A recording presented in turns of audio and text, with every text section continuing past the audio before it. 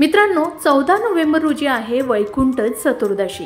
वैकुंठ चतुर्दशीच्या दिवशी फक्त 14 दिव्यांचं दान आपल्या घरातील दुःख दारिद्र्य नाहीसे करू शकतात, आयुष्यातील नरक यातना मिटवू शकतात आणि जिवंतपणीच वैकुंठ प्राप्तीचा आनंद व्यक्तीला अनुभवता येऊ शकतो असं म्हणतात। तो कसा, या संबंधित चला सविस्तर माहिती समजून घेऊया। पण त्याआधी आमच्या चॅनलला सबस्क्राइब करा। तुम्ही जर हा व्हिडिओ फेसबुकवर पाहत असाल तर फेसबुक पेजलाही फॉलो करा। वैकुंठ चतुर्दशी हा एकमेव असा दिवस आहे जेव्हा भगवान शिवाला तुळशी अर्पण केली जाते आणि भगवान श्री हरी विष्णूंना बेलपत्र अर्पण केले जातात। यंदा 14 नोव्हेंबर 2024 रोजी वैकुंठ चतुर्दशी आहे। ही तिथी कार्तिक पौर्णिमेच्या एक दिवस आधी आहे। फक्त याच दिवशी हरिहराची म्हणजेच भगवान श्री हरी विष्णू आणि भगवान शिवाची पूजा एकत्रितपणे केली जाते, म्हणूनच हा दिवस अत्यंत खास मानला जातो। आता वैकुंठ चतुर्दशीला केव्हा आणि कशी पूजा करावी, कधी करावी, तर वैकुंठ चतुर्दशीला निशित कालामध्ये भगवान श्री हरी विष्णूंची पूजा केली जाते, जी हिंदू कॅलेंडरनुसार मध्यरात्री असते। या दिव्य प्रसंगी भक्त श्री हरी विष्णूंच्या सहस्त्रनामाचा म्हणजेच भगवान विष्णूंच्या 1000 नावांचं पठण करतात। शिवाय भगवान श्री हरी विष्णूंना 1000 कमळांची फुलं अर्पण करतात। आता ज्याप्रमाणे निशिता मुहूर्तात भगवान श्री हरी विष्णूंची पूजा केली जाते, त्याचप्रमाणे अरुणोदय मुहूर्तात भगवान शिवाचं पूजन केलं जातं। कार्तिक महिन्याची शुक्ल पक्षातील चतुर्दशी तिथी 14 नोव्हेंबर रोजी सकाळी 9:43 सुरू होईल। चतुर्दशी तिथी दुसऱ्या दिवशी 15 नोव्हेंबर 2024 रोजी सकाळी 6:19 संपेल।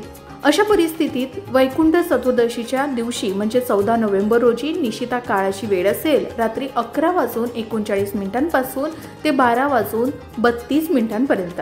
या कालावधीमध्ये भगवान श्री हरी विष्णूंची पूजा करण्यास सांगितलं जातं। त्याचबरोबर चतुर्दशी तिथी ही 15 नोव्हेंबर रोजी सकाळी 6:19 समाप्त होणार आहे।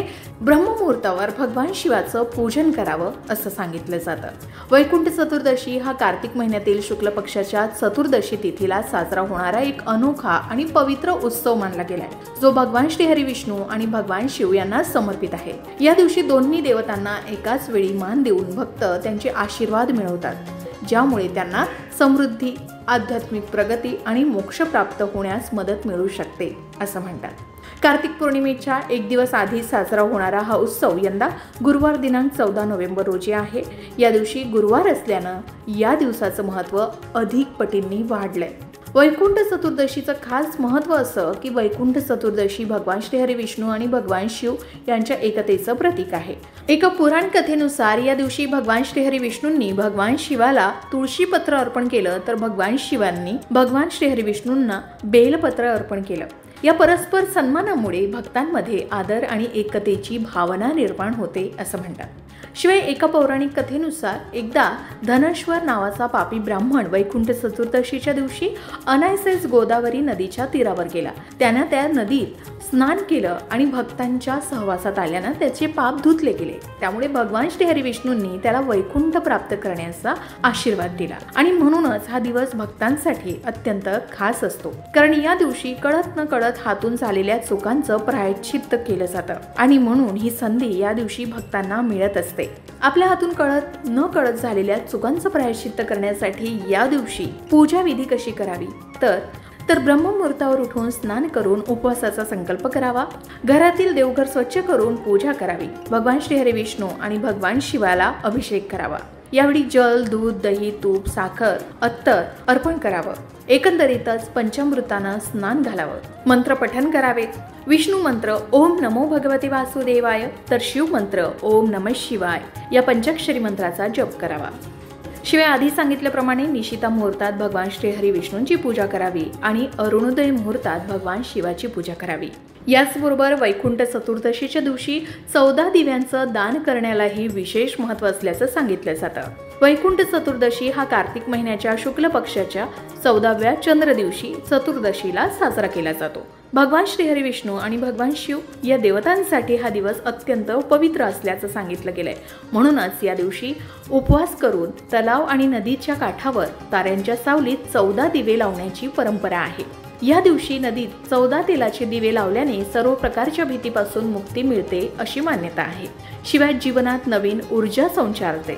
जर नदी किंवा तलावात दिवे लावणं शक्य नसेल तर घरातच 14 दिवे योग्य ठिकाणी लावावे। यापैकी एक दिवा पाण्याजवळ आवर्जून लावावा किंवा ज्याप्रमाणे दिवाळीमध्ये दिवे लावले जातात अगदी त्याप्रमाणे संपूर्ण घरामध्ये 14 दिवे ठेवले जाऊ शकतात। घराच्या मुख्य प्रवेशद्वारावर, देवघरामध्ये, स्वयंपाकघरामध्ये आणि पाण्याच्या ठिकाणी हे दिवे आवर्जून प्रज्वलित करावे। अशा प्रकारे 14 दिव्यांचं दान आवर्जून करावं। या दिवशी भगवान श्री हरी विष्णूंच्या सहस्त्रनामाचा पाठ करावा। पूजेच्या वेळी पिवळ्या रंगाचेच वस्त्र परिधान करावे। असं म्हटलं जातं की याद्वारे व्यक्तीला शुभ परिणाम नक्कीच मिळू शकतात आणि त्यांच्या जीवनात नेहमी आनंद राहतो। शिवाय देवी लक्ष्मी देखील कायमस्वरूपी आपल्या घरामध्ये वास करते। याशिवाय सर्व मनोकामना आणि इच्छा पूर्ण होण्यासही मदत मिळू शकते असं सांगितलं जातं। म्हणूनच वैकुंठ चतुर्दशीच्या दिवशी भगवान शिव आणि भगवान श्री हरी विष्णू यांची विशेष पूजा करावी। पूजेमध्ये पुढील मंत्रांचा उच्चार केला जाऊ शकतो। पहिला मंत्र भगवान श्री हरी विष्णूंचा, तो म्हणजे ओम नमो भगवते वासुदेवाय।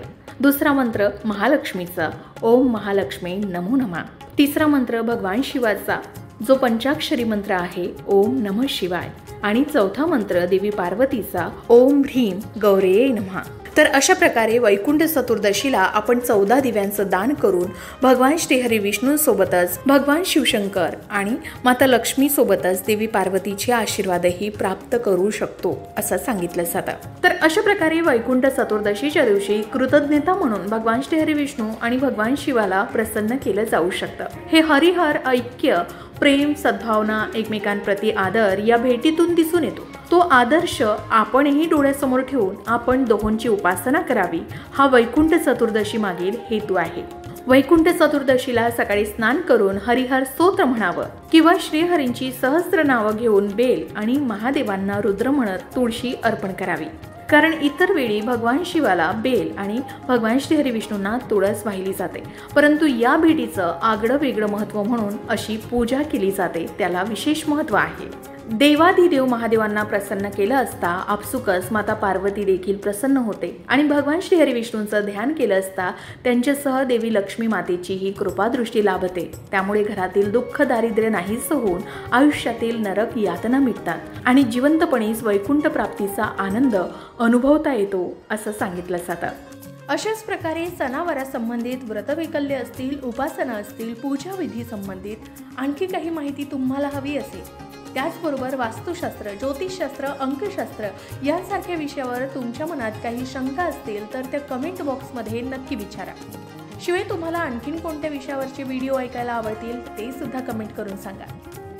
या संबंधित संपूर्ण मार्गदर्शन तुमच्यापर्यंत पोहोचवण्याचा आमचा हा प्रयत्न आहे, तेव्हा कमेंट नक्की करा। अशाच प्रकारच्या माहितीपूर्ण व्हिडिओसाठी लोकमत भक्ती चॅनलला नक्की सबस्क्राईब करा आणि बेल आयकॉनला क्लिक करा, म्हणजे आमच्या नवनवीन व्हिडिओचं नोटिफिकेशन तुम्हाला मिळत राहील। तसेच योग्य आध्यात्मिक मार्गदर्शनासाठी लोकमत भक्तीच्या फेसबुक पेज आणि इन्स्टा पेजला लाईक आणि फॉलो करायला विसरू नका।